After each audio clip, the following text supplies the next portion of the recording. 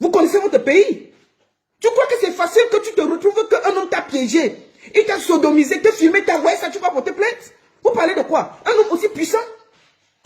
Vous êtes facile de venir tout sur les réseaux, c'est du pur sabotage, c'est le ceci, oui, un homme à Calais porter plainte. Vous croyez que c'est facile? Vous savez ce qu'on appelle un traumatisme? Pour vous, c'est facile d'aller porter plainte.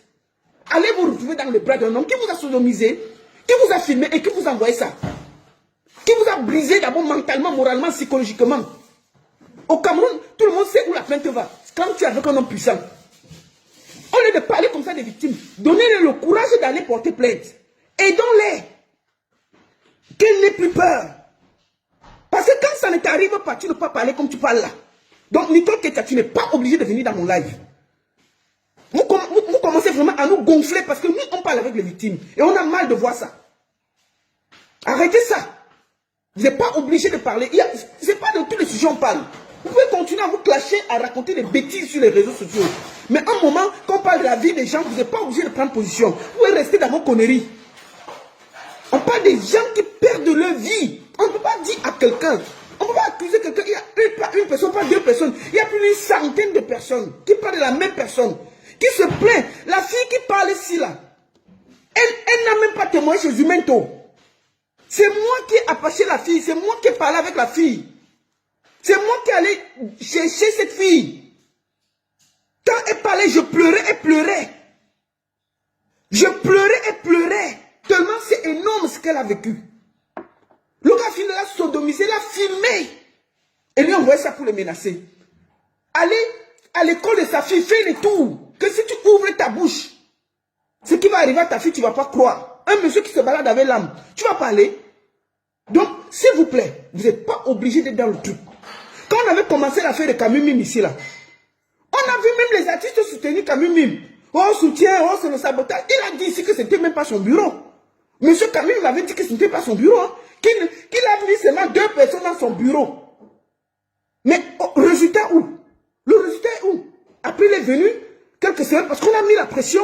Après, il est venu reconnaître. Personne, qui va reconnaître tout ce qu'on accuse là? On parle, c'est quoi ça?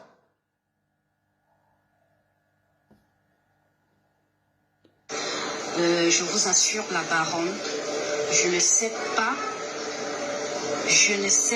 ce qui s'est passé. Je ne peux pas vous dire ce qui s'est passé du restaurant après avoir consommé le jus. Il y a certains qui ont eu le courage de porter plainte. Et ça sortira. On n'est pas obligé de vous dire combien de personnes ont porté plainte. Mais il y a des gens qui ont eu ce courage-là. Et je vous dis, cette histoire-là, on va la tenir jusqu'au bout. Vous n'allez même pas nous distraire. Il y a des gens qui ont eu le courage de porter plainte. Vous croyez qu'on va parler comme ça, il n'y a pas de plainte? Il y a des plaintes. On connaît notre pays. Même l'affaire de Martinez Zogola, c'est parce qu'on sait les dents que c'est à ce niveau. On n'enlève pas complicité de ceci, c'est ceci. On tourne comme ça là. Même l'affaire de Martinez Zogola, où on a vu le corps, c'est en train de tourner devant vous. On a vu le corps. On n'a pas dit qu'on n'a pas vu.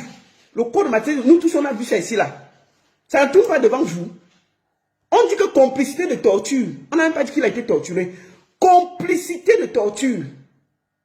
Complicité de torture. Ça veut dire qu'on ne l'a même pas torturé. Bon, on l'a seulement torturé, mais il est vivant. Ce n'est pas devant vous. La justice camerounaise, il faut avoir les bras longs. Et il faut vous dire que c'est un réseau. Quand il y a un grand réseau comme ça, là, tout le monde protège tout le monde. Parce que si un tombe, il peut entraîner les autres. Donc j'estime que chacun doit faire attention. Moi, je parle en tant que femme, mère. Et je ne peux pas vous dire le nombre de filles qui m'ont dit que le monsieur les a accostées, les a giflées parce qu'elles refusaient d'entrer dans sa voiture. Giflées! Parce qu'il se sent intouchable. Quand on parle de quelqu'un, regardez aussi son... Essayez aussi d'aller voir quelle est la vie du monsieur. Quel est son passé? Où il a vécu? Est-ce que ce qu'on dit, au fond, il y a quand même des coïncidences? Est-ce qu'au fond, ce qu'on dit, il a grandi comment? Il vivait où? Vous vous renseignez, vous voyez si les témoignages concordent au moins avec sa façon de vivre. Une personne peut l'accuser. Si vous êtes dans un quartier, une personne vous accuse, on va dire oui, 2 oui, 3 oui. Quand il y a 100 personnes, non. Il y a un problème. Il y a un problème de fond. Donc arrêtez de soutenir l'insoutenable. On va finir, on va parler d'elle. Jusqu'à ce que je me retrouve à la maison du monsieur. Si je pouvais vous dire, sache que je mens. Je me retrouve déjà aux environs de 23h, disons 1h du matin. Je suis chez le monsieur, chez lui, dans son appartement. Je suis chez lui. Je ne comprends pas déjà ce que je fais là. Un peu, vous voyez, un peu genre vous dormez et puis vous vous réveillez, vous êtes déjà ailleurs. Je demande ce que je fais là. Il me dit, mais comment ça, c'est que tu fais là? Tu es venu, on a couché ensemble et tout et tout. La baronne, quand je pars aux toilettes, je dis que j'entre dans les toilettes pour essayer de comprendre, au fait, laver mon visage et tout. Je me rends compte que je suis en train de saigner de l'anus. En fait, tout mon anus, j'ai très mal à l'anus, j'ai le sang qui coule. Mais au niveau même de mes fesses, c'est la catastrophe en fait. Je commence à trembler, je tremble, je suis paniquée, je ne sais pas ce qui se passe. Je lui demande qu'est-ce qui s'est passé et tout. Ça c'est quelqu'un qui témoigne, qui n'a rien à voir avec le témoignage de Jumento. Écoutez, il m'a dit, on finit par là. Arrête de faire comme si tu étais innocente. Ne fais pas comme si tu ne te souviens plus de ce qui s'est passé et tout. Arrête un peu de me poser la question, qu'est-ce qui s'est passé? Je tremblais, franchement, je tremblais énormément. Je lui demande mon téléphone qu'il faut que j'appelle parce que sûrement à la maison, on doit déjà s'inquiéter. Je n'ai pas donné de nouvelles et tout. Il m'a dit, qu'est-ce que tu vas appeler? Je dis, je vais appeler ma soeur. J'ai laissé l'enfant avec elle et tout. Il me dit, bon, voilà mon téléphone, il faut l'appeler. J'ai dit, non, pourquoi je ne peux pas appeler avec mon téléphone? Il me dit, je ne sais pas où se trouve mon téléphone. Je lui ai dit, écoute, s'il te plaît, il faut que je parte d'ici. Il me dit, non, pourquoi est-ce que tu dois partir? Lui, il est encore en train de... Il va encore s'amuser. J'ai dit, non, il n'y a plus l'histoire de s'amuser. Là, il faut vraiment que j'aille. J'ai laissé mon enfant, je ne sais même pas comment l'enfant se trouve. Maman, pourquoi elle n'a pas porté plainte depuis? Écoute son histoire jusqu'au bout. C'est facile pour vous de parler. Écoute cette dame jusqu'au bout. Vito, il faut que je rentre. Il me dit, arrête de bavarder, franchement, tu commences déjà à me saouler. Alors, au moment où nous sommes dans la chambre, 2 personnes se ramènent, 2 hommes, ils viennent me proposer à manger, si je veux manger et tout. Je dis que non, moi, je n'ai pas faim. Tout ce que je veux, c'est de rentrer chez moi. J'ai envie de rentrer chez moi. Il me dit, la seule chose qui peut accepter que je rentre chez moi, c'est que je couche encore avec lui. J'ai dit, il est hors de question que je couche encore avec toi. Déjà, je ne sais même pas comment j'ai fait pour me retrouver ici. Il me dit, ben, tant pis pour toi, alors je vais le faire que tu le veuilles ou pas. C'est comme ça qu'il sort là. Écoutez. Les gens avec qui ces gens avec qui il travaille sont sortis. Il nous a laissé, il a dit, j'ai encore envie de bizarre. Au fait, c'était vraiment des mots grossiers, la baronne, vraiment grossiers. Ce monsieur m'a sodomisé, il a couché avec moi. Et je pleurais, au fait, j'étais en train de pleurer, je le suppliais d'arrêter. Il ne voulait rien entendre. Il n'arrêtait pas. Vous avez des enfants, vous avez des filles. Écoutez ça. Il me demandait d'ouvrir ma bouche et tout. Quand je ne voulais pas, il arrêtait ma bouche par force. Elle finit comme il me faire des choses, sinon il va me buter. À un moment donné, je lui ai dit, écoute, les enfants sont arrivés. Même que tu me tues, au fait. Chérie, je suis en direct. Faut pas parler. Tu me tues parce que là, ça ne va plus. Je préfère vraiment que tu me tues. Gani, je suis en direct, on va t'entendre ici. Mais il n'a pas arrêté. Il n'a pas arrêté. Il a dit, tu vas rester là jusqu'à ce que je vais décider et tout. C'est comme ça qu'il commence à me poser la question d'où je vis et que je n'ai pas intérêt à lui mentir. Et que si j'essaye même d'en parler de ce qui s'est passé, il a les relations au gouvernement, il va me faire du mal et tout et tout. Il a dit que si je dois rentrer chez moi, il faut que j'aille lui montrer où est-ce que j'habite. Quand il te viole, tu dois aller montrer où tu dors pour qu'il puisse venir te menacer.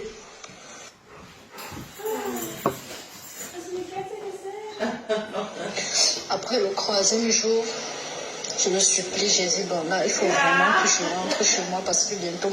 Et tu es en direct. Ma soeur va Je peux pas faire une pause ici, mon cœur. Viens que la race ici. Pour faire les recherches, si quelque chose m'est arrivé, tout. Il me dit, quand j'ai dit la seule condition, c'est que j'aille lui montrer. Attends, c'est pas long. Et où est-ce que mon enfant fréquente et tout. Tu m'as manqué. Là, si j'ose... Excusez-moi. parler, ça serait la fin. En fait, ce jour-là, je pense que il m'a le troisième jour, il m'a le plus violé que la première fois. Parce que là, c'était vraiment la baronne. Je suis arrivée à un niveau où je lui disais, s'il te plaît, est-ce que tu peux me tuer une fois pour que je puisse partir de ce monde? Parce que là, c'était horrible. J'étais fatiguée. Maman, I'm direct. You go up, no? Mom, I'm direct. You go up. Pour qu'il arrête, il me donnait des baffes, il me tapait, il crachait sur moi, il exigeait que je dois crier, qu'il faut que je crie. Si je ne crie pas, quand je ne criais pas, il serait mon coude. Si tu ne cries pas, je vais t'écranger. Crie, fais comme, même si c'est que tu as mal, il faut que tu dois faire comme si ça te plaisait. En fait, c'était horrible. En fait, alors comme ça qu'il a accepté de me lâcher le troisième jour après avoir abusé de moi. Je ne peux pas te dire le nombre de fois qu'il a abusé de moi ce jour-là. Il m'a menacé, il a dit si je tentais d'ouvrir ma bouche, c'était ma fin. Et personne n'allait même savoir. Vous entendez ça? C'est lui le gouvernement, c'est lui qui maîtrise le gouvernement et tout. Personne ne peut rien lui faire, que je ne suis qu'une pauvre fille. Qui est-ce qui va s'inquiéter pour moi et tout? Alors c'est comme ça que je me lave et je m'habille. Il dit que c'est lui qui va me laisser chez moi et que je dois lui montrer le chemin et que je dois toujours être disponible pour lui. Quand il va m'appeler, je dois être disponible. Donc c'était comme ça, il vient, il me dépose chez moi. C'était tous les jours, il m'appelait, dès que je ne décrochais pas, il envoyait, il y a les gars avec qui, ça j'ai les numéros des gars avec qui il travaille, j'ai tous les contacts avec moi, les numéros avec les gars qui lui demandait de venir me chercher quand il veut faire ces choses, il dit à ces gars de venir me chercher, les gars viennent, peut-être je m'enferme dedans, je ne sors pas. Ça a duré comme ça. En fait, on ne s'est plus revu parce que j'avais complètement refusé. J'ai dit à ma soeur qu'il faut que je quitte de là sans savoir et sans lui expliquer exactement ce qui s'était passé. C'est comme ça que je quitte le quartier, je pars ailleurs. Donc, j'ai les contacts et j'ai même la vidéo où il est en train de me violer, qu'il m'avait lui-même envoyé pour me montrer que regarde ce que tu rates. Regarde comment tu es bonne au lit et tout. Il avait fait cette vidéo. Je suis pratiquement morte. Je ne sais pas si je peux permettre de vous envoyer cette vidéo-là. Il est en train d'abuser de moi. Il prend la cigarette, il prend le whisky et moi je suis là. Je suis morte au fait. Je suis morte. Il m'avait envoyé cette vidéo-là. Au fait, pour me narguer, quoi. Pour me narguer que, regarde, des fois, il envoie des photos, il t'insulte et tout. Donc, c'est un peu ça. Voilà, en gros, le témoignage d'une personne que c'est moi qui ai contacté.